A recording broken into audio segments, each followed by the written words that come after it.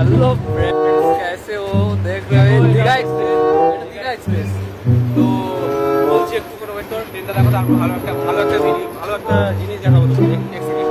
ট্রেনটা যাচ্ছে দীঘা, পেছন দিকে দেখো, এটা এক্সপ্রেস ট্রেন।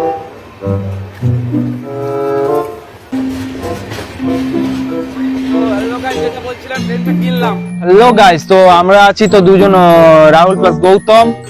আমরা এসেছি ট্রেন লাইনে ফার্স্ট, আমাদের একটা ফার্স্ট ব্লগ। তো ফার্স্ট আমরা ইউটিউব করছি, তো ইউটিউব করার জন্য আজকে অনেক কিছুই কিনলাম। ফার্স্ট কেনার পর ইউটিউব চ্যানেলটা আমরা চালু করলাম। তো দেখো, এই তো আইফোন আর মাইক কিনলাম। তো আচ্ছা, স্ট্যান্ডটা কিনেছি, স্ট্যান্ডটা ধরা আছে হাতে। তো আমরা আছে কিনলাম, এত কিছু কিনলাম যাতে আমরা ব্লগ তৈরি করতে ভালো হবে।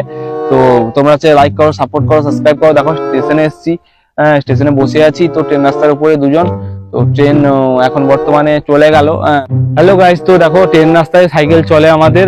তো দেখো হয়তো ট্রেন দাদু সাইকেল নিয়ে আসছে।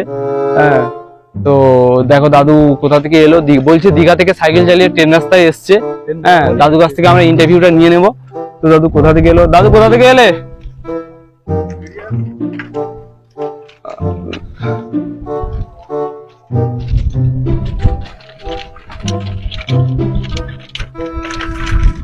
তো হ্যালো গাইস, তো দেখো দাদু সাইকেল চালিয়ে এলো। হ্যাঁ, কোথা থেকে বললো? দীঘা থেকে বললো, সাইকেল চালিয়ে এসছে।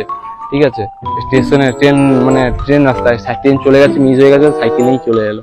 দেখো তোমরা, দেখো কত কষ্ট করে, দেখো দাদুর বয়স্ক মানুষটা ট্রেনটা মিস হয়ে গেছে বলে দীঘা থেকে সাইকেল চালিয়ে এসছে হেড়িয়া। দেখতে পাচ্ছ স্টেশনের নামটা কি লেখা আছে? হ্যাঁ, হেড়িয়া। ঠিক আছে, দাদু সাইকেল চালিয়ে এসছে। দেখো 55-60 বছর বয়সে দীঘা থেকে সাইকেল চালিয়ে হেরিয়া আসতে পারে। তো তোমরা কি পারবে না? হেরিয়া থেকে কলকাতা সাইকেল চালিয়ে যেতে পারবে না তোমরা? সব পারবে, ইচ্ছে থাকে।